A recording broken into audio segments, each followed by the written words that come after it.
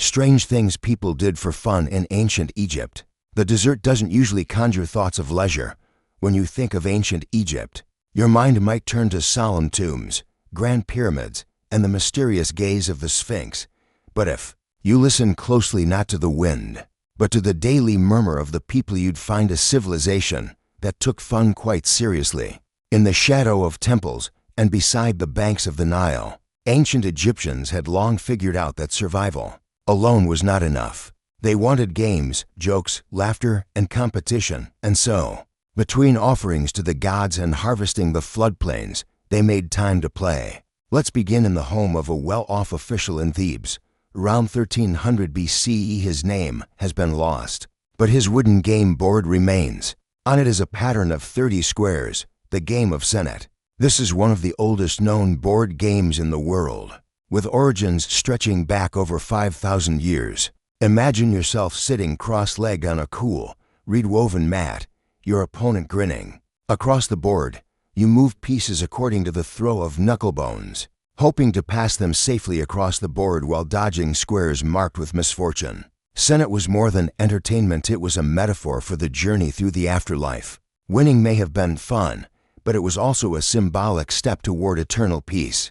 Board games were just the beginning. Egyptians, it turns out, enjoyed physical games too. Wrestling was especially popular, and not just among the youth. Tomb paintings from Beni Hazen show hundreds of wrestling positions, grappling, twisting, toppling, all rendered with careful detail. These were not idle doodles. They were records of a culture fascinated by movement and skill. Wrestling matches were often held during festivals, with cheering crowds and prizes like bread or linen garments. And contrary to the popular belief that ancient societies were rigidly patriarchal in all things, Egyptian women also participated in some sports. Artistic evidence is sparse, but there's enough to suggest women boxed, danced competitively, and possibly even fenced using sticks during festivals. Some pastimes were more curious. Take, for instance, the annual Feast of the Valley. This was not only a time to honor the dead, but also a moment for families to enjoy picnics in the necropolises. They would bring beer, food, and music into the tombs of their ancestors. Imagine hosting a birthday party inside a mausoleum, except it was considered a great honor. Children played games in the dust while adults offered incense and passed around cold barley beer. The line between solemnity and joy blurred in ancient Egypt. That, too, was part of their worldview. The dead were never far, and remembering them didn't have to be sad. If you were a child in ancient Egypt, your toys may look surprisingly familiar. Animal-shaped pull toys with string wheels have been discovered in household remains. Dolls were carved from wood or sewn from linen, some with beaded hair. Children also played with balls made from papyrus or leather, often filled with chaff, to give them bounce. Leapfrog-like games and piggyback rides weren't just modern inventions, they echoed down from dusty courtyards in Amarna. Let's not forget humor. Egyptians had a deep love for satire. A famous papyrus now housed in the British Museum depicts animals acting out human roles, lions serving dinner to gazelles, donkeys leading orchestras. Scholars call it satirical papyrus, but to the average Egyptian, it may have simply been hilarious. Imagine reclining in a shaded court while someone unrolls a scroll of animal antics, each scene prompting chuckles from the crowd. They didn't need Netflix, they had illustrated scrolls of absurdity. Then there were drinking games. The Egyptians brewed many types of beer, sweet, spiced, or thick enough to chew. At feasts, it wasn't unusual for guests to compete over who could drink the most without spilling a drop or falling asleep. They even had rules about when to compliment the host's beer early and when to stop drinking, ideally before singing loudly to baste it. The cat goddess, dancing and music were staples of Egyptian entertainment. Flutes, harps, and tambourines accompanied elaborate choreographies. Professional musicians and dancers were part of the royal court, but music permeated every level of society. It wasn't just a royal luxury, it was community glue. At temple festivals, people sang hymns in unison. In private homes, girls practiced songs passed down from generations. Even in the afterlife, Egyptians wanted music. Tomb inscriptions often included musical instruments to carry into eternity. While fun and games were abundant, they weren't without rules. Ancient Egyptians respected order, and even their entertainment reflected that balance. Sports were judged fairly, festival rituals followed sacred calendars, and even laughter had its time and place. But it all served a larger function, to remind Egyptians that life was not just toil and worship. It was also joy, expression, and release. Some fun was seasonal. During the flood season, when fields lay underwater, work halted. This was leisure time. Families mended clothes, shared stories, and played games that could last for days. Children waded in the shallows, catching fish or racing reed boats. The land rested, and so did the people. The artistry of their games, the whimsy of their satire, and the joy in their music paint a civilization far more human and far more fun than we usually remember. We often view the Egyptians through the lens of their dead, the mummies, the pyramids, the afterlife, but in their games, we glimpse the living heart of Egypt. And yet, there's still more to explore. What about the grand festivals that brought cities to a halt?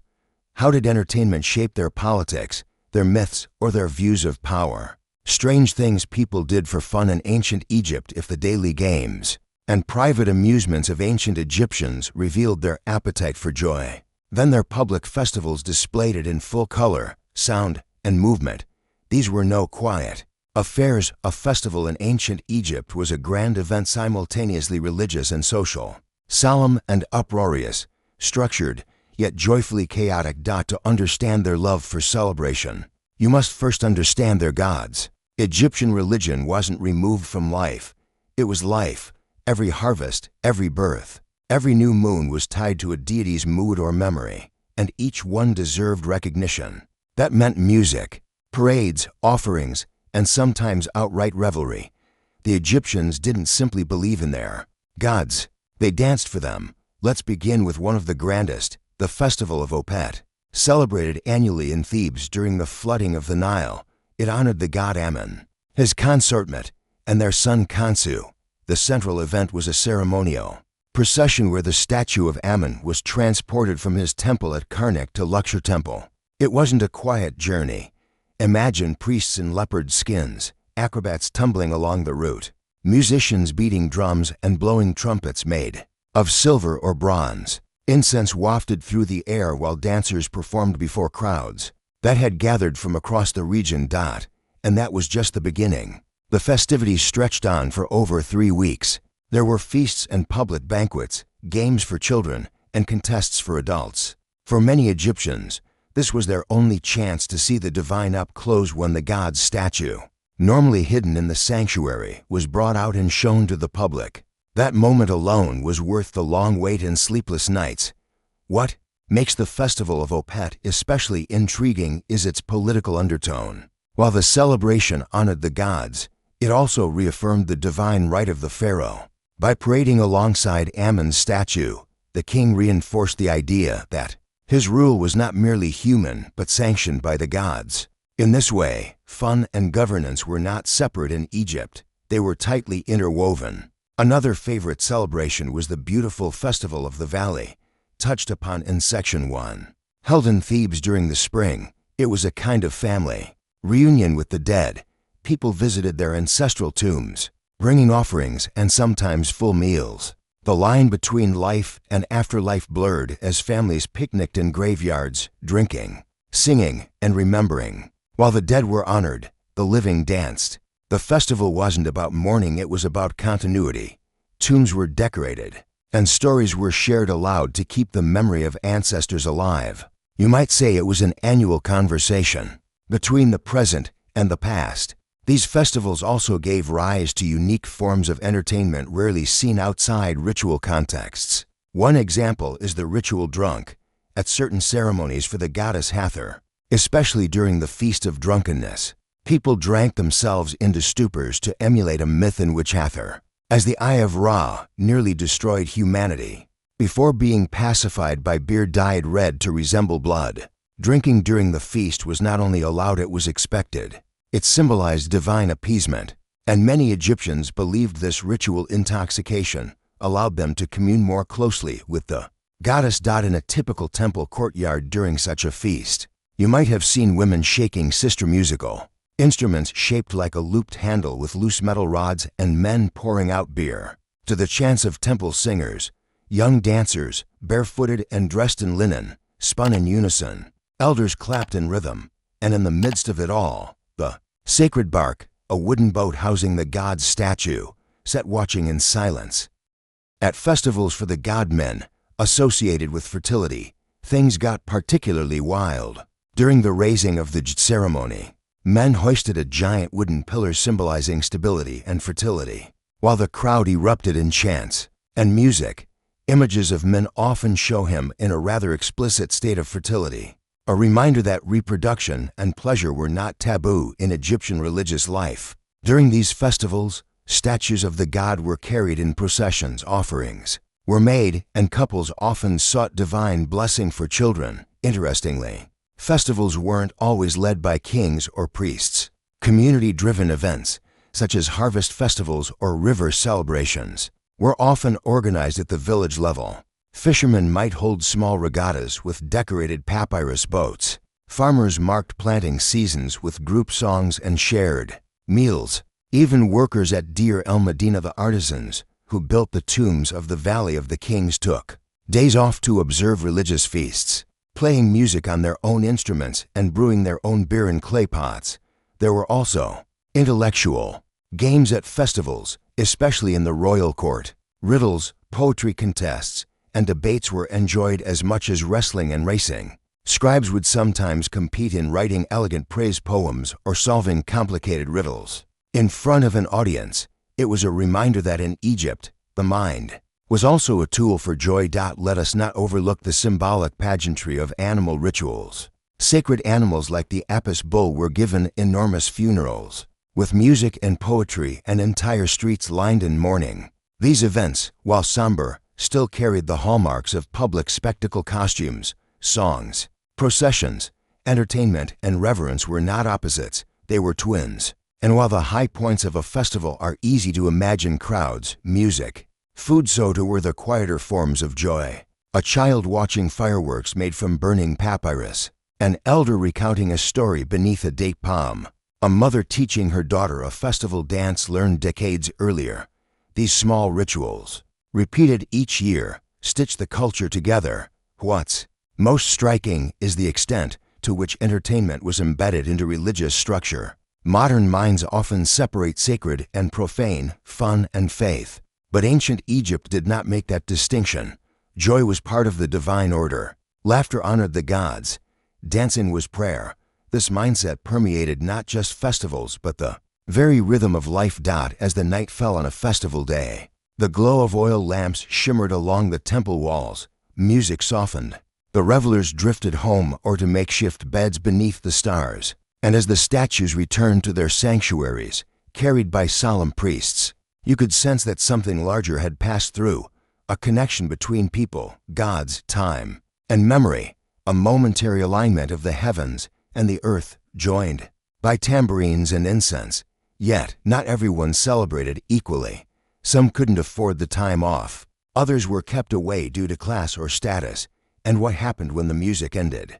How did ordinary Egyptians experience boredom or loneliness after such intense celebration? Things people did for fun in ancient Egypt after the grand festivals had faded, and the dust of the parades settled on the sun-baked avenues of Thebes or Memphis. Life in ancient Egypt returned to its familiar rhythms, and yet, even in the quiet folds of daily life, the pursuit of amusement, often subtle, sometimes peculiar, persisted.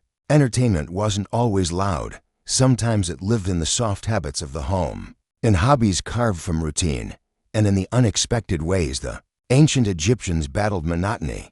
Let's begin where all Egyptian life began and ended, the home. Unlike the sprawling villas of the elite, most ordinary Egyptians lived in modest mud brick houses, clustered together in villages, their walls thick against the heat, their roofs open to the sky. Inside, space was tight, but the imagination was expansive.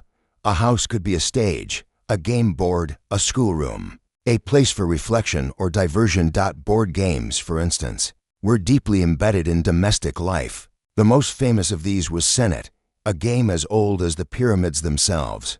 played on a rectangular board of 30 squares arranged in 3 rows of 10. Senet wasn't just a leisure activity, it was a spiritual journey. Each piece represented a soul navigating the perilous route to the afterlife, dodging the snares of fate, and aiming for safe passage. The game required both luck and strategy, and was enjoyed by all classes from servants to pharaohs. Some boards were carved into stone or painted on tomb walls, while simpler versions were scratched into pottery or etched onto wood.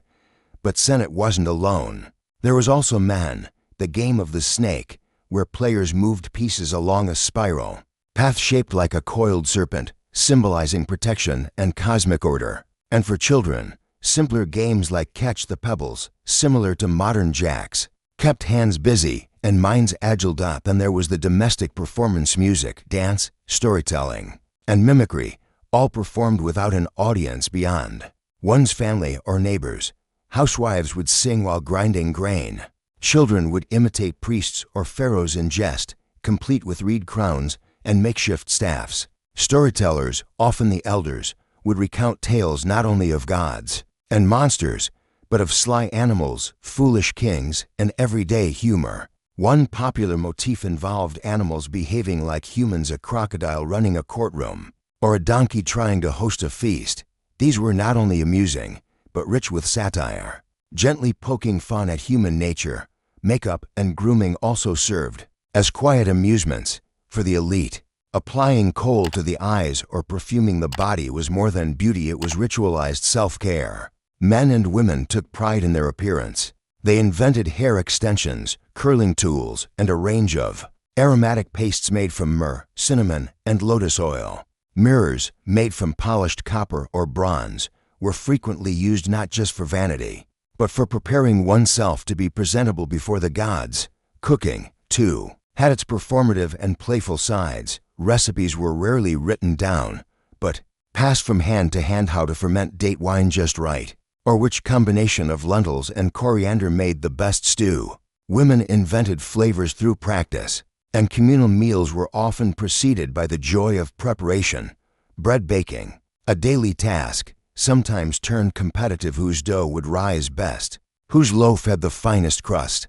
In Deir el-Medina, archaeologists have even discovered shaped loaves, formed into animals or symbols, suggesting that fun found its way even into food. Pets were another source of personal delight. While cats are famously associated with Egyptian culture, they were far from the only animal companions. Monkeys, gazelles, dogs, even birds like falcons or ducks were kept as beloved pets. Children often named them, taught them tricks, or simply enjoyed their company in the shade of courtyard trees. Some of these animals were buried with great care, wrapped in linen and placed in miniature coffins, an act not of worship, but of deep affection. And what of those without much means or mobility: farmers, laborers, widows, the elderly? Boredom, for them, could not be escaped with parades or lavish feasts. Instead, they turned to observation as entertainment, watching the river rise, tracking birds in migration, marking the stars. Time itself became a companion. The slow arc of the sun on a courtyard wall might be a kind of clock. The return of the ibis a signal of changing seasons. These quiet attentions weren't distractions, they were meditations. You could say that boredom in ancient Egypt was not always solved. Sometimes it was simply accepted, wrapped into the folds of daily life like linen into a shroud. The writing of letters was another form of engagement. Literate Egyptians, mainly scribes, nobles, or educated women, kept correspondence with friends or relatives, even writing love poems or political gossip. Some letters were poetic, expressing longing: would that I were your laundryman, that I might wash your linen and touch your body, wrote one suitor. Others were humorous or sarcastic. There's even evidence of prank letters written as a joke, an early form of written mischief. In more remote parts of the kingdom, entire villages engaged in shared storytelling. Often at night, gathered under the stars, people listened to epics, like the tale of the shipwrecked sailor or the story of Sinew, accounts of transformation, betrayal, and redemption. These weren't merely for children. They helped adults process their own hopes and failures through the mirror of myth. And let us not forget the dream interpreters, often found in markets or temples. People shared their dreams not just for spiritual meaning, but for entertainment. Was the crocodile in your dream a good omen or a warning? Should your neighbor fear the snake you saw in your sleep? These dialogues were both mystical and playful, turning the unconscious mind into a shared game of signs. Oddly enough, punishment and justice also carried an element of theatricality. Public beatings, while grim, drew crowds. Mock trials were sometimes held as village entertainment, even for minor disputes. You might watch two farmers argue over a stolen donkey while acting out the roles of judge and accused using real or imagined laws. This blend of social ritual and storytelling helped maintain order while also lightening conflict. As the Nile ebbed and flowed, so did the Egyptian sense of time. Long stretches of waiting between floods, before harvests, in droughts were fertile ground for slow amusements. People passed time not always to escape it, but to observe it. The sound of a reed flute echoing across a mud wall, the rhythm of sandals shuffling down a dirt path, the idle tracing of hieroglyphs in dust. What is most remarkable, perhaps, is that the ancient Egyptians did not view entertainment as separate from life, or as something one earned. It was part of being alive, whether in dance or silence, feast or famine. Every moment was an opportunity to engage the spirit, to create beauty, to share laughter, to find meaning even in repetition. And so we leave behind the world of their fun, not explosive or fast, but slow, circular, and quietly enduring. Like the Nile itself, a civilization amused not by speed, but by symmetry, not by novelty, but by the familiar revisited again and again. And now we must ask, if our modern amusements vanished, if the screens went dark, the sports ceased, the concerts silenced, could we, like the ancient Egyptians, find joy in repetition, in slowness, in the deliberate passing of time? Why Roman baths and hygiene were brutal? The Romans were obsessed with cleanliness, or so we're told. Their engineering genius produced aqueducts, sewers, and entire cities oriented around the flow of water. But behind the polished marble and steaming pools of their famed thermae, the truth about Roman hygiene was far more complex.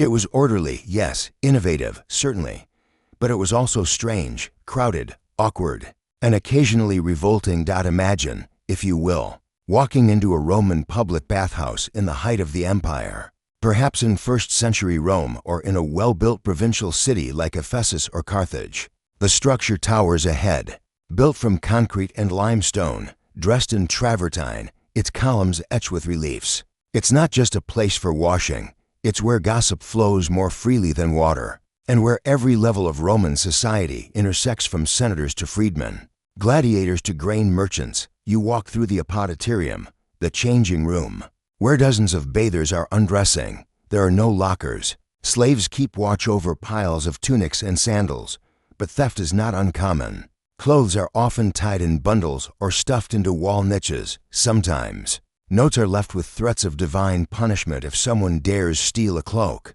If you take my toga, may Mercury rob your soul. Then comes the tepidarium, a warm room meant to prepare the body for the hotter chamber beyond. Soft light filters through high windows, steam curls upward. Here, bathers sit on benches, chatting idly, oiling their bodies in preparation for the next stage. Soap, as we know it, wasn't commonly used. Instead, Romans relied on olive oil, rubbed generously over the skin, and then scraped off with a strigil, a curved metal tool shaped like a blunt sickle. The mixture of oil, sweat, and dirt formed a greasy paste that was removed and collected in bowls. Some believed it had medicinal value, particularly the oily residue of gladiators called gladiator stridulus scrapings.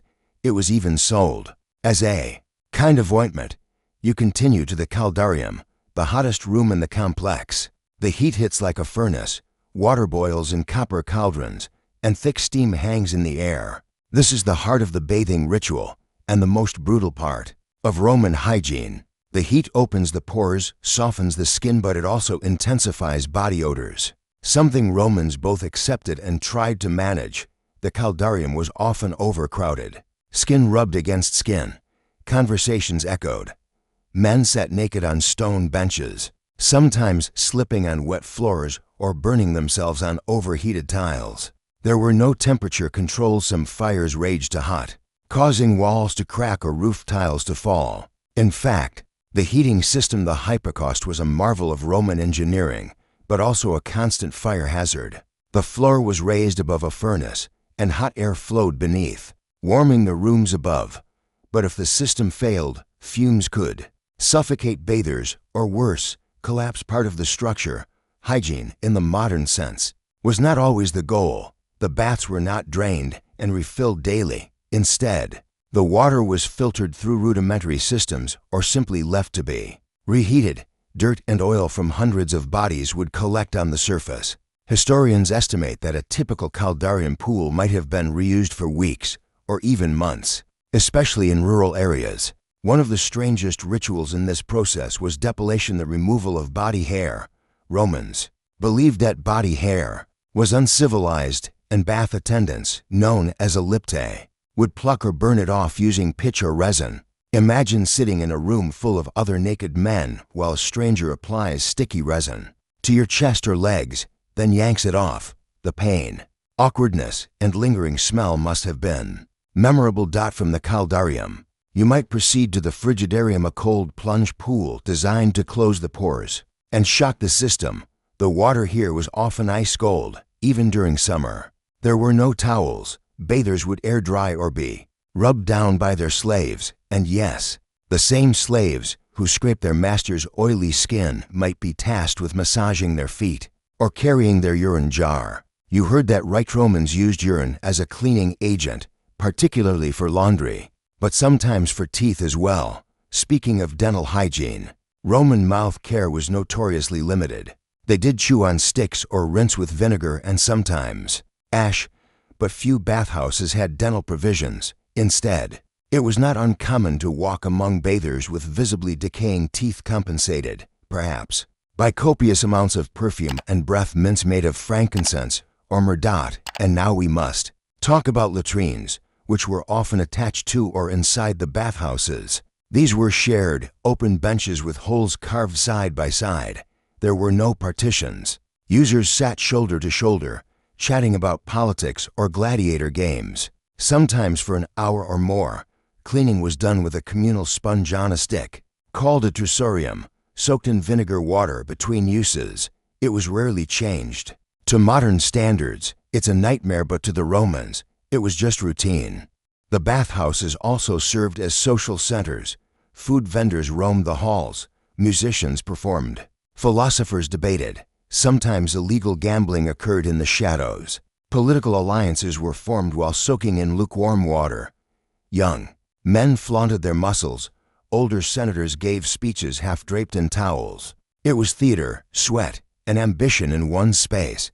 For women, the experience was more limited. Some bathhouses offered women's hours, usually early in the day or in separate wings.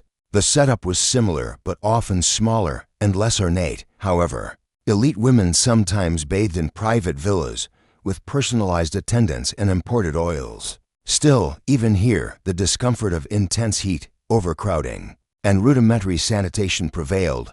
You might think the wealthy avoided all this, but even emperors bathed in public. To be seen was to be Roman. However, the elite sometimes brought their own oils, slaves, towels, and even strigils made of ivory or silver. One emperor, Elagabalus, reportedly scented his bathwater with rose petals and floated them across the surface like a living painting. Most people, however, simply endured whatever was available. The bathing ritual was daily for many Romans, especially in cities, but not everyone loved it. Some Stoic philosophers, like Seneca, lamented the noise, the vulgarity, the waste. He described trying to meditate while surrounded by splashing bodies, shouting athletes, and groaning massage clients, and yet, he bathed regularly because not bathing was socially unacceptable. So we return to the central paradox. Romans were clean by cultural expectation, yet the means of getting clean were not always clean. They valued the idea of hygiene, but tolerated filthy water, reused tools, communal sponges, and a general disregard for bacterial realities. And here we pause. After your first day in a Roman bathhouse, sweaty, oiled, scraped, and shouted over, what have you really learned about Roman cleanliness? Was it about hygiene, or was it about conformity? Was the bathhouse a sanctuary, a social weapon, or a place to remind you that in Rome, even getting clean was a public performance? When you stepped into a Roman bathhouse, what you experienced beneath, the warmth, the perfume, and the idle gossip was the surface of an empire's invisible machinery. It took astonishing labor, resources, and logistical planning to keep the baths running. The bathhouse was not just a place to soak, it was a public theater, a symbol of power, and perhaps one of the most labor-intensive institutions in ancient daily life. Let's begin with the heat. The hypocaust system, which warmed floors and walls, was brilliant in concept. Large furnaces called prefurnia were built beneath the bathhouse. These furnaces fed hot air into a maze of tunnels under the floor, which was suspended on a series of brick or stone pillars. The walls, often hollow or built with special flue tiles, allowed heat to rise and circulate. It was an ancient version of underfloor central heating, but the reality of this was, frankly, brutal, especially for the slaves and workers who maintained it. These furnaces had to be constantly stoked, often by young, enslaved boys who spent their days shoveling wood, charcoal, and even dung into the fire. The rooms could reach suffocating temperatures, with smoke, ash, and soot swirling through the tunnels. Some workers had to crawl into the hypocaust spaces to clear blockages, or check for cracks in the supports, all while breathing in hot, dusty air with little light or ventilation. Many likely suffered chronic respiratory conditions or burns.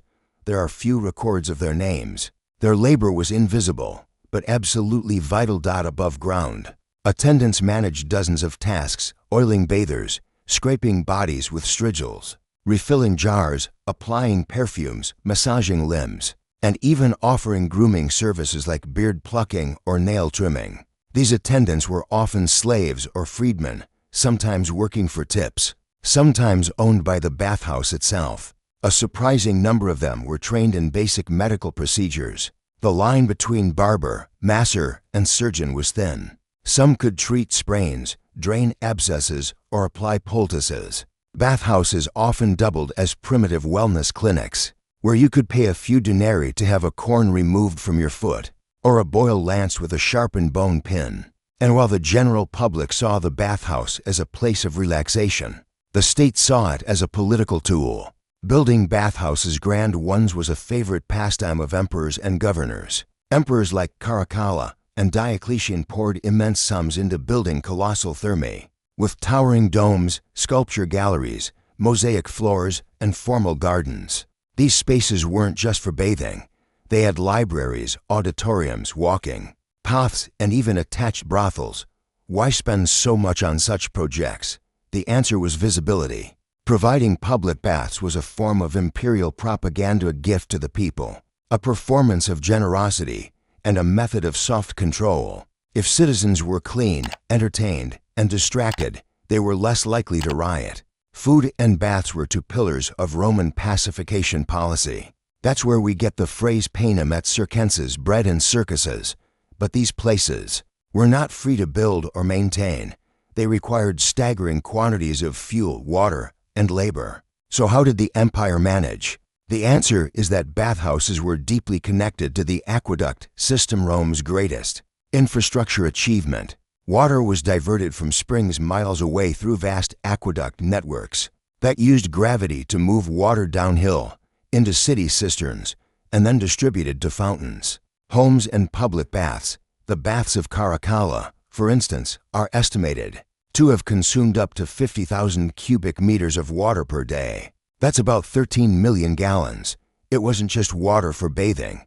It was water for steam, cooling, washing, and even for ornamental fountains in the atriums. The baths were deliberately wasteful, designed to impress, but not everyone was. Impressed moralists, especially those of Stoic or ascetic leanings, regarded the baths with suspicion. Philosophers like Epictetus and Musonius Rufus questioned the value of such indulgence. They saw the bathhouse as a symbol of decay, a place where men softened, lost virtue, and obsessed over appearance. If a man spends more time in a caldarium than in a library, one writer complained, he is not truly Roman. And while elite Romans could enjoy private baths in their villas, even they often felt obliged to visit the public thermae to be seen, to network, or to satisfy the expectations of Roman masculinity. Going to the baths was not optional. It was part of your civic identity. But this inclusivity came with rules, both spoken and unspoken.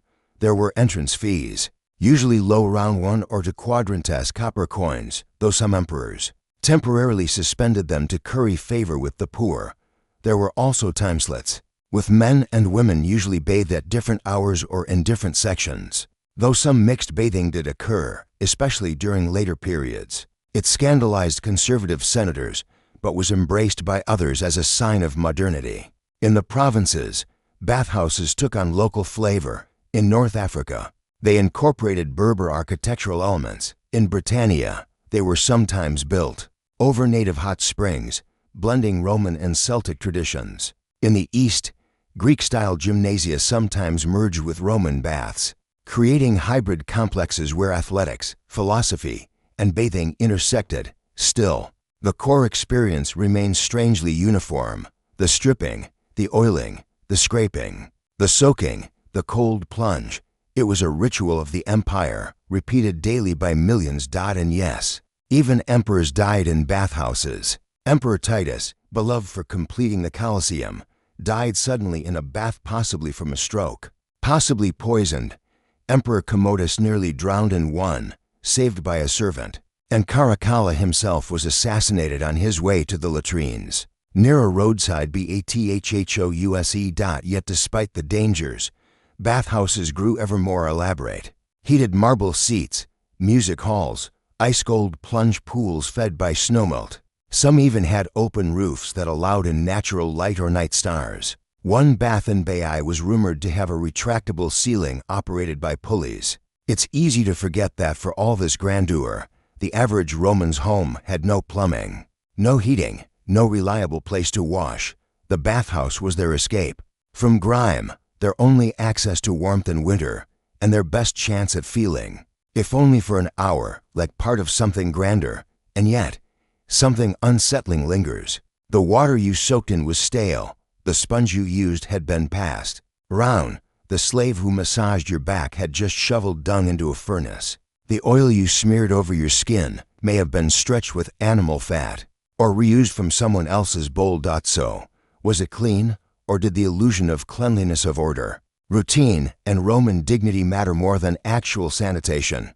Why? Roman baths and hygiene were brutality the height of the Roman Empire. Bathhouses had become fixtures of urban life, pulsing with steam, chatter, oil, and ritual. But nothing lasts forever, not even marble pillars and hypocaust fires. As centuries passed, the grandeur faded. Beneath the gleam of mosaics and warm pools lay a troubling reality. Roman bathhouses were not just centers of pleasure and performance. They were also vectors for disease, deeply unsanitary by modern standards, and destined for a slow collapse as the world around them shifted.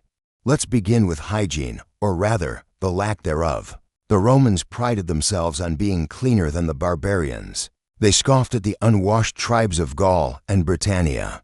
But their bathing habits, while frequent, were not based on what we might call cleanliness. Most Romans didn't use soap. Instead, they coated themselves in oil, often rancid, animal-based oil, which they then scraped off using a curved metal tool called a strigil. It removed sweat and dirt, yes, but it didn't kill bacteria. Strigils were communal, passed from bather to bather, sometimes without even a rinse. Oil pots, known as alabastra, were refilled from shared jars, and in the vast, lukewarm waters of the tepidarium, dozens, sometimes hundreds of bodies mingled. The water was rarely changed. There were no filtration systems, no chlorination, just warm, stagnant pools full of microbes, sweat, and who knows what else. Toilets, if they existed at all in bathhouses, were typically communal bench latrines, with a trough of flowing water in front for cleaning sponges. These natural sea sponges attached to sticks were used in place of toilet paper. They were rinsed in the shared trough, then used again. The water, not always fresh, sometimes it flowed in a circle, reused endlessly. This system, primitive yet clever, was also dangerous. Outbreaks of dysentery, skin infections, and intestinal parasites were not uncommon. Roman medical texts warn about bathing too long or entering a bath when ill, hinting at an understanding that sickness might spread through water or touch. The physician Galen even recommended avoiding baths during plagues. In the massive baths of Trajan or Caracalla, the scale of use was unimaginable, thousands of people per day. Often from all walks of life, nobles rubbed shoulders literally with commoners, travelers, and even beggars. Diseases spread easily in such proximity, and yet the ritual endured unshaken for centuries. But then, slowly, cracks appeared, both literal and figurative. By the 3rd century CE, the Roman Empire was struggling. Political instability, economic inflation, and external pressures from invading tribes sapped its strength. The bathhouses, once symbols of imperial generosity, began to suffer. The aqueducts, so crucial to maintaining fresh water, fell into disrepair. Without water, no heat. Without heat, no baths. Fuel was also an issue. Deforestation across Italy and beyond had begun to limit the availability of wood. Keeping the hypocausts running required a constant supply of timber, which grew more expensive. As forests dwindled, heating a bathhouse wasn't just a matter of a few logs. It demanded a system, one that needed people, resources, coordination, and peace.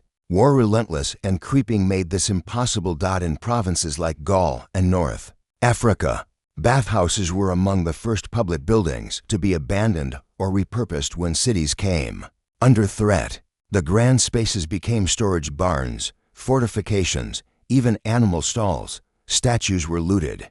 Bronze pipes were melted down for weapons. Marble tiles were ripped from the floors and repurposed for local buildings or burial tombs. The Christianization of the Roman world also brought cultural shifts. By the late 4th century, bishops and clerics began to frown upon public nudity, mixed bathing, and the performative nature of the baths. Some saw them as decadent, even sinful. Others saw them as pagan relics tied to Roman identity rather than Christian humility. That's not to say that all Christians rejected bathing. Many monasteries retained private baths, and some Christian emperors continued the tradition. But the bathhouse, once a pillar of civic life, no longer held the same cultural centrality. When the Western Roman Empire fell in 476 CE, many of its great thermae had already fallen silent. In Rome itself, the baths of Caracalla remained partially in use for another century, but their decay was steady. Earthquakes shook their foundations. Barbarians raided the aqueducts. By the time of the early medieval period, the once grand structures were mostly hollow shells haunted by pigeons and overgrown with grass. And yet, the idea of the Roman bath lingered. In the Byzantine East, bathhouses persisted longer. Constantinople, capital of the Eastern Roman Empire, maintained elaborate bathing complexes well into the Middle Ages. Later, the Islamic world, drawing from Greco-Roman tradition, developed its own version, the hammam. These were smaller, more private, and integrated religious cleansing with social ritual. But in Western Europe, public bathing declined dramatically during the early medieval period. Bathhouses, now rare and suspicious places, were associated with disease, immorality, or foreignness. Ironically, as knowledge of plumbing and hygiene vanished, the plague became more common. Without aqueducts, most cities turned to wells, many of them polluted. Still, echoes of the Roman bathhouse remained. In Renaissance Italy, architects studied the ruins of Roman thermae, marveling at their domes and arches.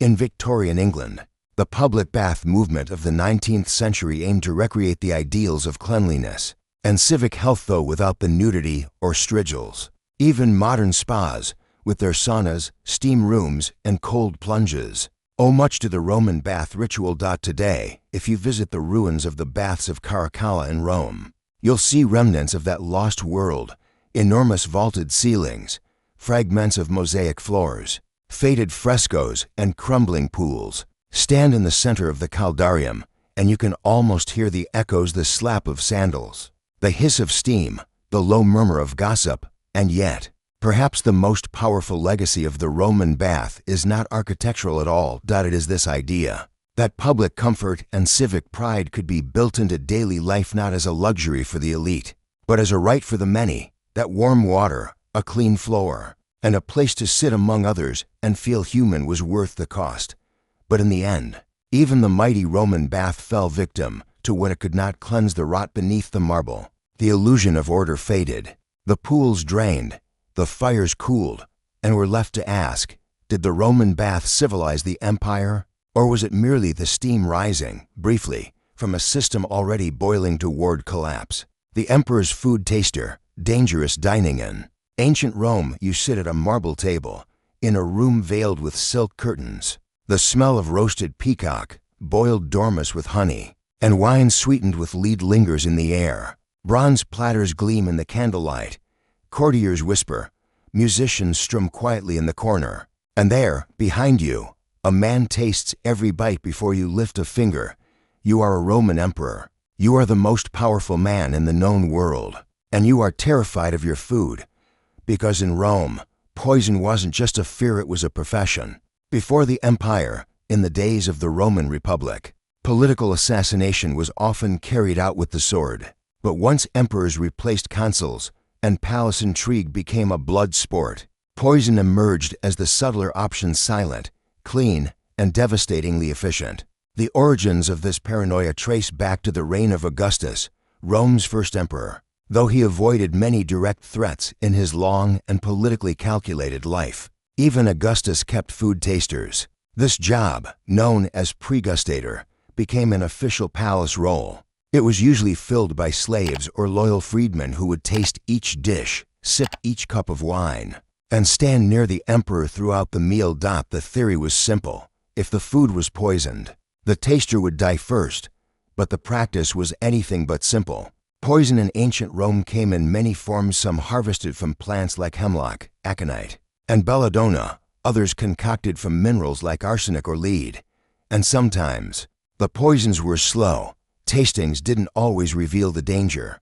Delayed onset toxins such as those allegedly used by the notorious poisoner Locusta could take hours or even days to act. And Locusta? She was real, a feigned poisoner during the 1st century CE. Locusta lived in a strange intersection of crime and royal favor. She was known for crafting bespoke poisons for the imperial family. Her most infamous act, creating a deadly potion used to kill Britannicus, the young rival of Nero, at the emperor's request. In return for her services, she was pardoned from prison, given estates, and even pupils to teach the imperial art of murder by ingestion. Yes, you heard that right.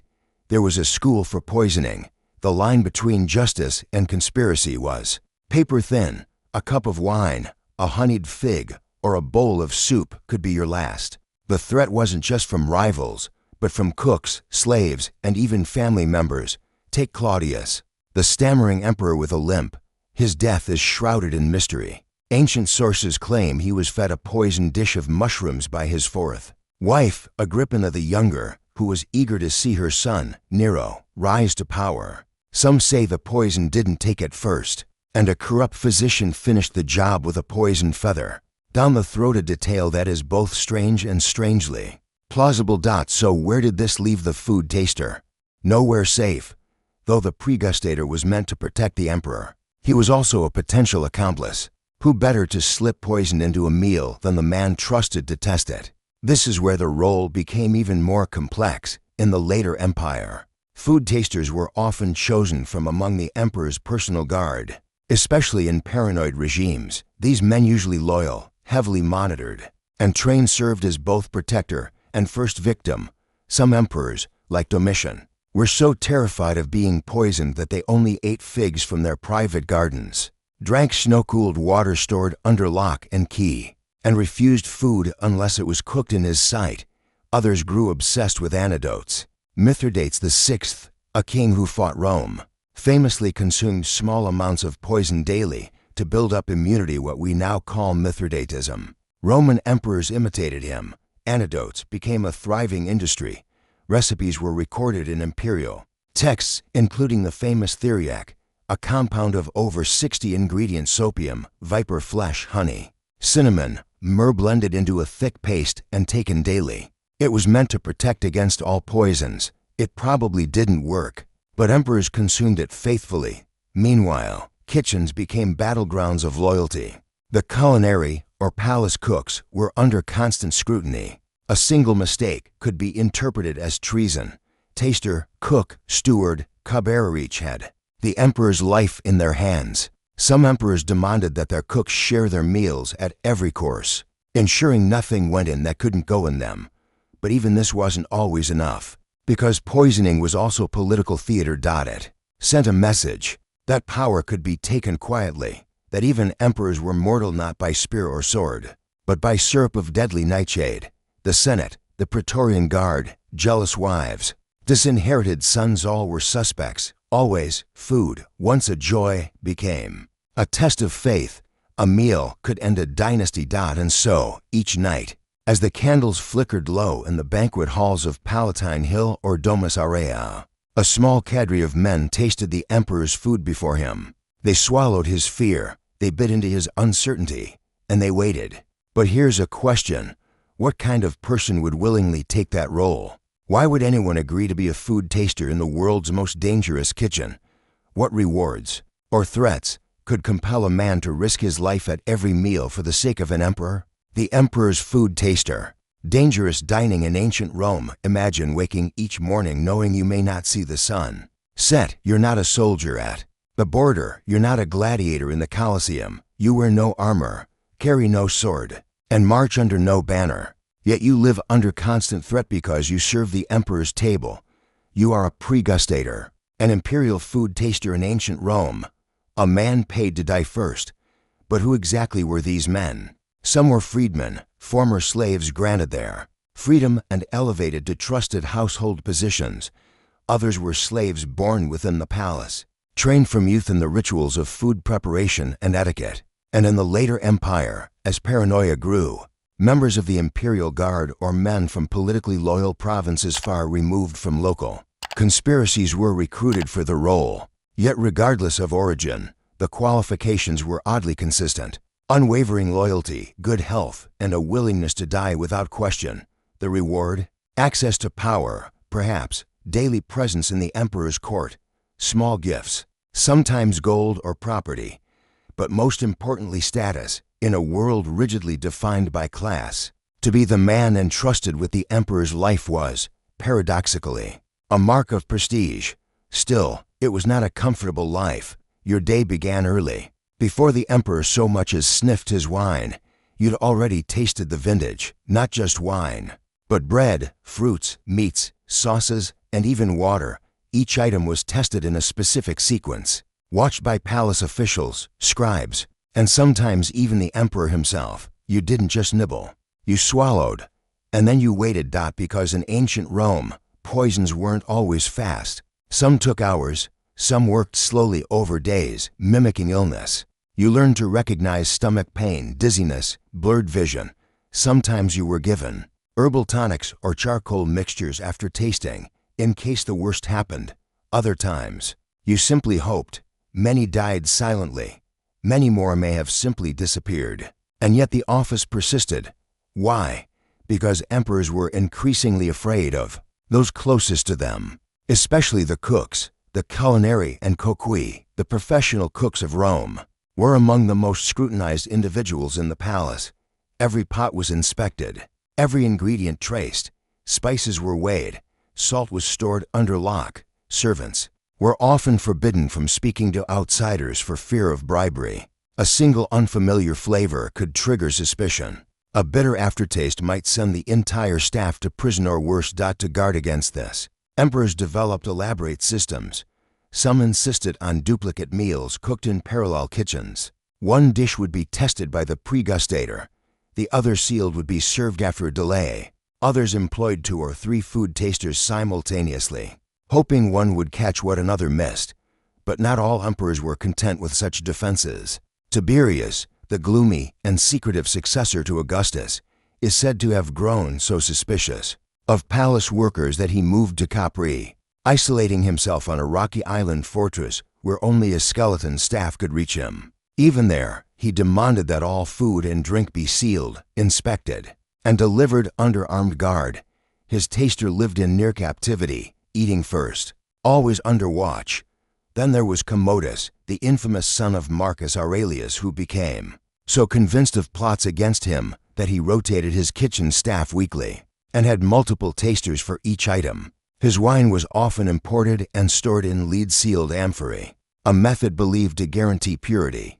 Though we now know it was unintentionally toxic, Romans didn't realize lead was poisoning them. Slowly, irony abounded. The very act of guarding against poison sometimes led emperors to ingest it unknowingly. Their obsession with security bred insecurity, and into this volatile world stepped men like the pregustator, expected to die with dignity, without protest, for a meal he didn't ask for. Some may have seen it as a sacred duty, others a temporary price for long-term reward. A taster who survived long enough might receive emancipation, land, or a permanent post within the emperor's private retinue, but longevity was rare. To ensure these men were not complicit in plots, emperors often relied on foreigners, Germanic bodyguards, Syrian stewards, even Numidian slaves, men without local alliances, men with nowhere else to go. Still, suspicion found a way. When Caracalla, the brutal emperor of the early 3rd century, was assassinated during a roadside stop on his way to Parthia, many suspected his inner circle, including his personal attendants. His food had been overly salted in the days leading up to his murder,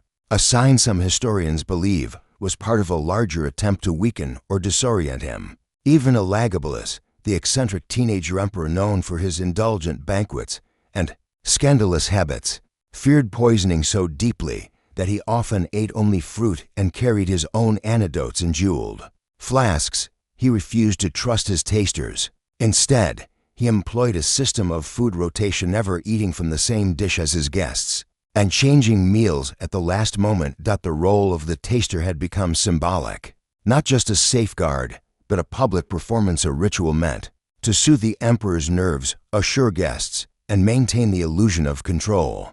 But what happened when even that failed? What happened when poison was no longer a physical threat, but a psychological one? As time went on, and the empire became more decadent, the idea of food as a weapon became part of political identity. Accusations of poisoning were wielded like daggers in court, sometimes justified, often not. Even the simplest of deaths, a stomach ache, a fever, could be attributed to poison. This fear trickled down the ranks.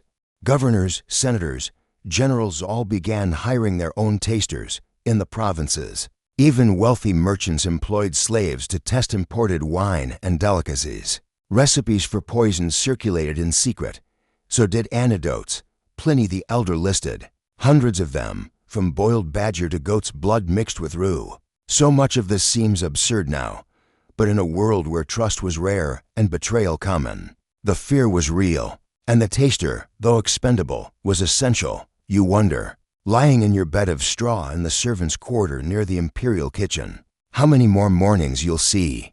You remember your last meal, a honeyed fig, a sip of spiced wine. Your stomach rumbles, but is it hunger or the slow bloom of something fatal? Your master lives another day, so you do too, for now. But as you drift to sleep, you can't shake the feeling that your life depends not on loyalty or service, but luck. And perhaps, just perhaps, someone in that kitchen is already planning tomorrow's menu. So then, we must ask, what did it mean for an entire empire to live in such constant fear of one's own food? And what does that tell us about power and the fragile illusion of safety? The emperor's food taster. Dangerous dining in ancient Rome. There's a peculiar stillness that follows a palace death. The torches burn low, curtains are drawn, servants whisper, and the imperial kitchens fall silent, as if the very act of preparing food might summon another ghost. It's in this hush that the truth is often buried, because no one wants to say the word aloud: poison. To die by poison in ancient Rome was not merely a personal tragedy. It was a political earthquake. It whispered of betrayal, of enemies within, of weakness at the very top of the empire. And despite their best efforts, tasters, herbal antidotes, shifting menus, emperors fell. Let us examine a few of these deaths. Each is its own case study in fear, failure, and fatal miscalculation. We begin with Claudius. By all accounts, Claudius was cautious, limping, stuttering, and underestimated. He had managed to rule effectively for over a decade. He relied on loyal, slaves, scribes, and advisors, and like his predecessors, he employed a food taster Helotus, a freedman who became infamous in later writings. On the night of Claudius's death in 54 AD, Helotus reportedly tasted everything: the mushrooms, the wine, even the water. He lived. Claudius did not. Historians still debate what happened. Some claim his ambitious wife Agrippina the Younger, eager to place her son Nero on the throne, administered a delayed poison possibly smeared on the final mushroom, added after the tasting. Others suggest multiple poisons, one to weaken and one to finish the job, bypassing the taster's defenses entirely. What followed was a chilling precedent. Helotus, though suspected, was never punished. In fact, Nero kept him in service. Some even say he was promoted. Why? Because in Rome, survival sometimes mattered more than innocence. A taster who lived through a poisoned meal was either lucky or useful. Then came Nero himself. The young emperor grew obsessed with toxins. He studied their effects on animals, prisoners, even family members. He kept a personal poison master, a woman named Locusta, whose concoctions became the stuff of legend. It was she who allegedly crafted the formula that killed Nero's stepbrother, Britannicus, during a dinner party. The details are clinical. The poison, colorless and tasteless, was added to wine after the taster had already sampled it. The effect was immediate. Britannicus collapsed at the table. Nero claimed it was a seizure. But everyone knew by then the ritual of tasting had become hollow, easily bypassed. Merely another piece of political theater. And so, the office of the food taster, once a shield, became more of a ritual of reassurance. A tradition too old to question, but too weak to matter. Fast forward a century. The empire is larger now, more diverse, more fragmented. New foods, spices, and foreign dishes arrive in the capital daily. So do new toxins. Roman elites dine with saffron, cinnamon, pomegranates. Sylphium, each delicacy bearing its own risks. The kitchens swell with imported ingredients, and taste becomes a weapon of luxury. Food tasters adapt. Some are trained in botany, studying toxic herbs. Others learn to detect subtle flavors, changes in viscosity, strange textures. Some chew slowly, others gulp quickly to shorten the wait. But despite their training, the results are mixed. Some poisons are slow, others mimic illness. And the imperial paranoia only grows. Consider Domitian, who dined in isolation and had mirrored ceilings installed so he could watch for ambushes while eating, or Caracalla, who refused to eat anything not prepared under military guard. Even the philosopher Emperor Marcus Aurelius was said to carry a universal antidote of theriac, a complex mix of over 60 ingredients, said to counter any known toxin. None of it was foolproof. Even Commodus, an emperor born into privilege, died, not by poison but by strangulation, after his increasing instability turned the palace against him. And yet poison remained the fear of choice, because unlike the blade, it came without warning. No scream, no witness, just sleep, or sickness, or silence. One case stands out. Empress Faustina, wife of Marcus Aurelius, once gifted a banquet to provincial governors in the East. Afterward, several attendees died mysteriously, though never proven. The event sparked suspicion that imperial foods were being used to eliminate dissenters, not just to protect the emperor, but to punish others. The role of food was no longer simply nourishment or celebration. It had become a language of power, manipulation, and control. And those at the heart of this language, the tasters, cooks, and stewards, lived in a permanent state of uncertainty. The irony? Despite all this fear, the actual number of confirmed poisonings in ancient Rome remained small. Out of hundreds of emperors, only a handful are believed to have died from toxins. Most fell to blades, betrayal, or battle, and yet, poison loomed larger in the imperial imagination than any dagger. Why? Because poison represented something deeper, the fear of betrayal from within, a reminder that even the most powerful man in the world could not control those who served his bread. So where did that leave the food tasters? In a strange middle ground, revered yet expendable, trusted yet feared, surrounded by luxury, yet always a taste away from death. Some rose in rank, Helotus, Claudius's infamous taster, would eventually be appointed to a public office under later emperors. Others disappeared from the records entirely. By the time the Western Empire collapsed, the office of imperial taster had faded into obscurity. The last emperors, fleeing Gothic invasions or hiding behind church walls, had little need for ceremonial safeguards, but the idea didn't die. In Byzantium, the tradition was reborn. In medieval courts, royal tasters were once again used. Even in the 20th century, Adolf Hitler employed a team of young women to taste his food for poison during World War II. In modern North Korea, reports suggest similar practices continue today. The role persists because power, no matter how absolute, remains fundamentally vulnerable. And so, we return to the question, what does it say about a society when the greatest luxury is also the greatest threat? The Roman emperors built roads, laws, aqueducts, and empire of stone. But in the end, many feared a single drop of oil, a sliver of mushroom, a sip of wine. For them, death did not come with a sword, it came on a silver platter. So tonight, as you drift deeper into sleep, imagine the quiet of an imperial kitchen, the hum of servants, the flicker of torchlight, a plate set down carefully, a man leaning forward, one bite, and the silence that follows, because in Rome, the most dangerous place was not the battlefield. It was the banquet table, the cold reality of medieval ice houses digging for ice. How ancient people preserved cold in a hot world. You live in a world filled with cold at the press of a button. A freezer hums quietly in the corner. Ice cubes clink into your drink. A bag of frozen peas waits patiently for its turn to help with dinner or perhaps with an aching knee.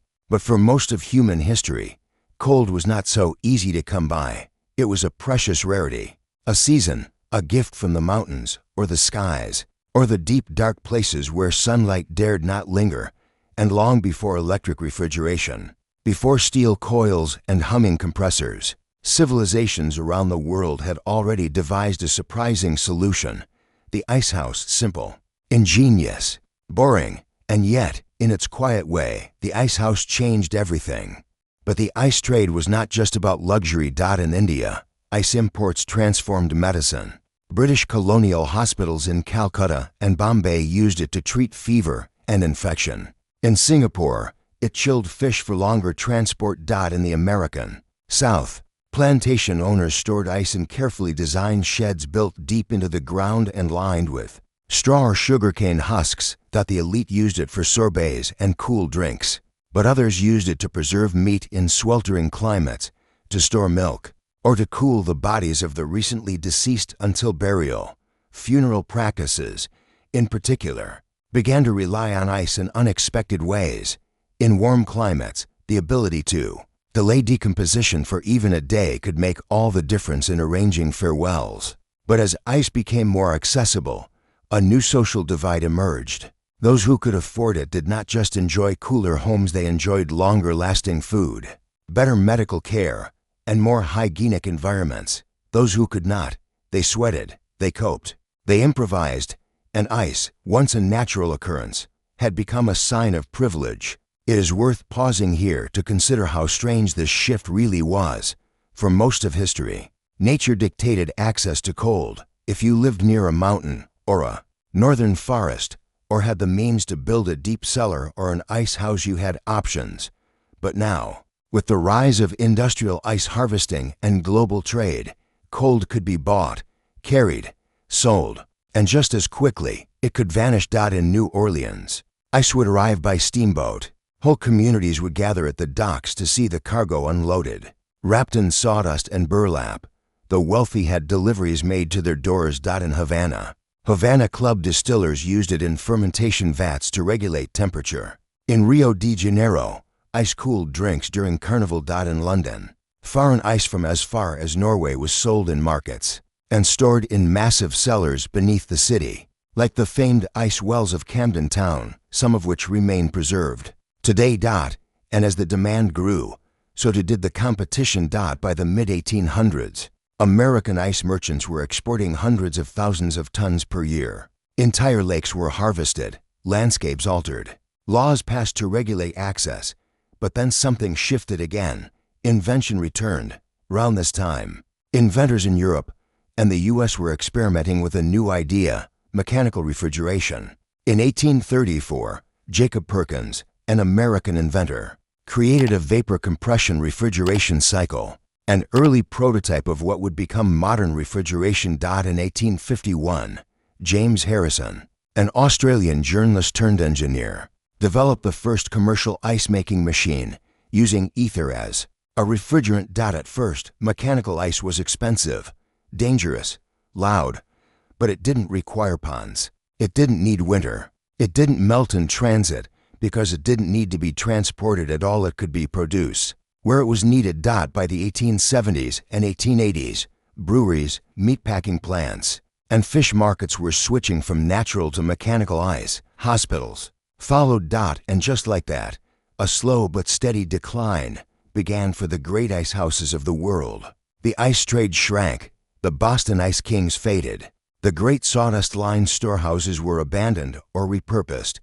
What had once been an international miracle frozen water crossing the tropics was now mundane, and all the more powerful for it. But not everyone gave up on ice houses. In rural areas, especially in colder climates, they remained in use well into the 20th century. Farmers built them on site. Small towns relied on ice delivery services. Even today, in parts of the world without reliable electricity, modern variations of the old ice house are still used. Simple insulated pits, clever architectural domes, and solar-powered coolers. Some are modeled directly after ancient Persian yakhals. Their design as effective now as it was 2,000 years ago, which raises a peculiar, persistent thought.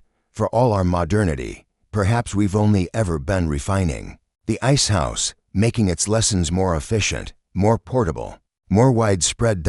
And in doing so, perhaps we've forgotten something else: how much work it once took to stay cool. How much was risked, shipped, and sawed, all to preserve a fleeting sensation. How deeply empires depended on something as simple, as transient, as a block of ice. And so as we inch toward the final chapter of this story, one question remains chilled in the background. What does it mean to control the cold? Forgotten cold, the slow death and quiet revival of ancient ice. Wisdom. There's something oddly poetic about the final years of the ice house. For a structure built to preserve time, its demise came slowly, in layers. Like meltwater seeping unnoticed through cracks, it didn't collapse overnight. It faded, quietly. By the early 20th century, many of the great ice houses both in Europe and America were already abandoned. Refrigerators had begun to arrive, first in industries and hospitals, and then, gradually, in homes. The appearance of the home refrigerator changed everything. Early domestic refrigerators were bulky, loud, and prone to leaking toxic refrigerants like ammonia or sulfur dioxide. But they were miraculous. Where once families stored perishable foods in underground pits or used daily delivered blocks of ice, they could now rely on an electricum in the kitchen. By the 1920s and 30s, the icebox had transformed from a literal wooden box filled with ice into a symbol of modern convenience. Companies like General Electric, Kelvinator, and Frigidaire began mass production, and by 1950, millions of homes in developed countries had one. And with that, ice became an expectation, not a luxury. What had once traveled thousands of miles across the sea, insulated with sawdust and hope, was now made in your freezer overnight, in perfect little cubes. And so, the ice houses of old were slowly erased. In rural Norway, the great stone storehouses beside frozen fjords were left to crumble. In India, the remnants of colonial-era ice pits near Kolkata, once kept by the British for storing imports from Boston, were filled in, built over, or left to jungle reclaimed. In Persia, the ancient yakhals, once essential to survival in desert heat, became objects of curiosity rather than necessity. Some were preserved, others collapsed into sand, lost to time and neglect. In Victorian England, the grandest ice wells like those beneath Camden Town or Brighton Pavilion were eventually sealed or forgotten, sometimes rediscovered by accident during modern construction projects. These silent chambers, once bustling with laborers stacking and shaving frozen blocks, were now quiet, just stone, air, and memories of cold. Tea began, most likely, with accident, somewhere in ancient Persia or Mesopotamia, perhaps. Someone noticed that clay jars buried in deep pits stayed cooler than those left in the sun. Someone else may have observed that snow stored beneath straw, and stone outlasted the snow in the open. Soon, storing cold became a form of seasonal strategy. Yakul's massive domed ice houses built in Iran emerged as architectural marvels. As early as 500 BCE, these were no ordinary huts. Rising like beehives from the desert, they were made of thick, insulating mud brick walls coated with a special mix of lime, clay, egg whites, and goat hair. Designed to resist both heat and water. But the real genius lay underground, beneath the dome. Deep pits would be dug, sometimes over 20 feet down, into which ice collected during winter was carefully stacked and packed with straw. The ice would last well into summer. And yes, you heard that right, ice in the desert, in summer. But it wasn't just Persia. Across China, India, and the Mediterranean, ancient and medieval civilizations built similar structures. In Rome, ice was brought down from the Alps, stored in deep cellars beneath villas and temples. Roman philosophers wrote of cooling drinks with snow and serving sorbets flavored with honey and fruit, a luxury, to be sure, but one increasingly systematized. By the medieval period, especially in Islamic Spain and later in Italy and France, ice houses had become part of the architecture of power. Nobles had them, monasteries had them, large estates did, too. They were often dug near ponds to collect natural ice in winter and positioned in shaded areas, sometimes surrounded by trees or built into hillsides. The entrances were low and narrow, the walls thick, the floors gravel-lined for drainage. They were, in essence, early refrigerators, but they were far more labor-intensive. Imagine this: it's January. You are a servant or hired laborer on a large estate. The pond has frozen. You are ordered out into the snow with long-handled saws. Your task: cut blocks of ice rough, heavy slabs weighing 30 or 40 pounds each. You haul them to the ice house, slipping along narrow paths, your breath puffing out in white clouds. The work is slow, dangerous, but critical. Because the ice you're cutting in January might chill the Lord's wine in June. Inside the ice house, someone arranges the blocks with care. Straw between each layer to reduce melting. Salt, in some cases, is added to certain sections to further preserve cold. And then doors shut. Light extinguished. Ice, in its cold tomb, begins its slow resistance against time. It's easy now to dismiss this work. We take refrigeration for granted. But back then, these methods mattered. Medical treatments relied on cold compresses to reduce swelling, fever, or preserve herbs and ointments. Food storage was revolutionized. Meats, fish, dairy, all could be stored longer with access to ice. Fermentation and drying still ruled the day, but ice opened new possibilities. Entertainment changed. 2. A summer banquet featuring chilled fruit or snow-cooled wine, a mark of power, a quiet flex. But with that luxury came tension. Not everyone had access to cold. Most peasants stored food underground, in root cellars or crocks. Ice was for the wealthy, and when it was scarce, it sparked hoarding, theft, even riots. In 1665, during a particularly hot summer in Paris, mobs stormed the royal ice supplies at the Louvre, angry that the king dined in comfort while others sweltered. Even the church got involved. Some clergy debated whether using ice in drinks violated Lenten restrictions. Was a chilled beverage a pleasure to far? Others feared that ice stored too long became impure, spoiled, corrupt, and yet the ice houses multiplied. In England, they took on new forms during the Tudor and Stuart periods. Brick-lined pits with dome tops, some disguised beneath grassy mounds. Many were located on hunting estates or near rivers. Royal properties, like Hampton Court, had multiple ice houses, each tended by dedicated staff. And here's the curious thing: they often went unused for months, silently preserving their contents until the right season arrived. A royal wedding, a summer feast, a diplomatic banquet. Then the ice would be harvested, chipped, shaved, delivered to the kitchens, the cellars, the glasses of the powerful, and once again, You might find yourself wondering, all this for a little cold. By the 1700s, ice houses had become a science. Designers debated the best shapes: conical versus domed, above ground versus subterranean. Drainage systems improved. Some included air shafts to regulate internal temperature. Others added double walls for extra insulation, and their uses expanded. In colonial America, Thomas Jefferson built ice houses at Monticello. George Washington ordered one constructed at Mount Vernon. In India, under British rule, ice houses were used to store imported ice from Boston. Yes, American ice shipped halfway across the globe. All of it pointing to the same truth: cold had become a commodity, a measure of empire, a symbol of sophistication. But underneath it all, beneath the brick, the straw, the sweating servants, and noble cravings, was the quiet persistence of ice itself, waiting, melting slowly, marking the seasons in its own glacial language. And the deeper question began to stir: was cold a luxury or a necessity?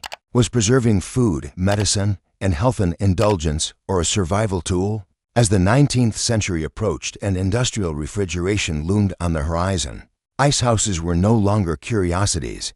They were signs of a society on the cusp of transformation. But before that revolution took hold, the world still relied on frost by hand, on ponds and saws, on darkness and straw. And so we pause here, on the edge of that transformation. In the quiet cool of an ancient ice house, the air damp and still, the ground thick with gravel and old salt, the entrance sealed behind us. One question lingers: what happens when cold becomes too easy? Ice as empire, global trade, class, and the strange journey of frozen water. The strange thing about ice is that, for something so transient, so bound to time and temperature, it once traveled great distances, across oceans, over mountains, through the corridors of empires. But to understand how ice moved, we must first look at the 19th century, a time when an entire industry was born out of something invisible, fragile, and utterly perishable: frozen water. And it all began in the quiet harbors of New England, where one man looked at a frozen pond and saw something others had missed: a global commodity. That man was Frederick Tudor, a Boston merchant's son. In 1806, Tudor loaded the cargo hold of a ship with blocks of ice cut from a Massachusetts pond, and set sail for the Caribbean. His destination, Martinique, where the heat was sweltering, and the concept of ice was nearly mythical. The result: nearly all the ice melted before it arrived. He lost thousands of dollars. And yet, Tudor tried again and again. Eventually, he developed better insulation methods. Sawdust, of all things, turned out to be a surprisingly effective way to preserve cold in wooden crates. He refined the logistics, built storehouses along his routes, worked with local merchants. By the 1830s, he was shipping ice from New England to India, Brazil, Cuba, and the American South. The Boston ice trade was born. It was, by all accounts, one of the strangest industries of the 19th century. Workers in Massachusetts braved brutal winters to saw massive sheets of ice from frozen lakes like Wenham Lake and Fresh Pond. These blocks, cut with mechanical saws drawn by horses, were stored in vast ice houses near the ports, then loaded onto schooners bound for the tropics. Sometimes the ships carried no return cargo at all. The profits from ice alone were enough. The irony was never lost on observers: frozen water, harvested in winter, traveling to places where water never froze, a minor miracle of patience, calculation, and human obsession with comfort. And yet, not all was lost. In the 21st century, something curious began to happen. As the world grew more concerned with climate change, energy efficiency, and sustainable architecture, some engineers and architects began looking backward to history's forgotten technologies.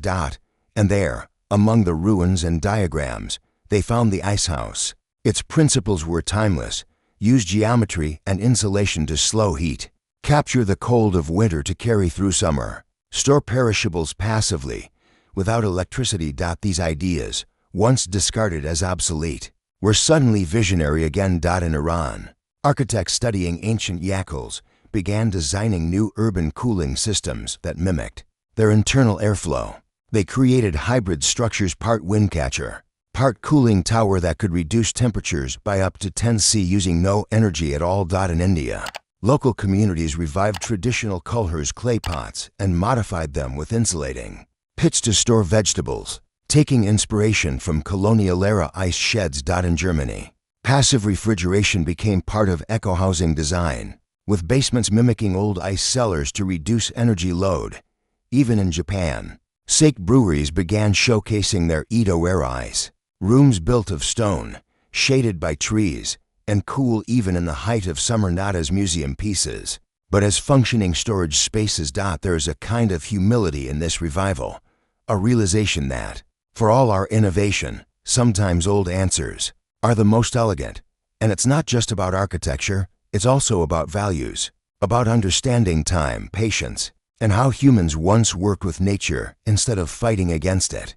The very idea of harvesting ice from a frozen lake, storing it for months, and using it sparingly speaks to a mindset of resourcefulness, not convenience, not abundance. But seasonal rhythm. Today, we flick on air conditioners and keep fridges running endlessly. We lose track of seasons, of temperature, of the labor it once took to feel a breath of cool air in August. And yet, in the forgotten corners of the world, the ice house lingers, sometimes as a ruin, sometimes as a blueprint, always as a reminder that cold was once hard-won, that staying cool once meant planning ahead, cooperating with others, and respecting the power of nature. It's easy now to take it for granted, to open the freezer, to grab a cube, to press a button on your thermostat. But somewhere beneath a collapsed dome in Persia, or inside a moss-covered stone cellar in Norway, the memory of the old ways remains quiet, unchanging, waiting in the cool dark. And maybe that's the lesson of the ice house, that even in the quietest corners of history, there are things worth rediscovering, because sometimes the most boring structures hold the coldest truths.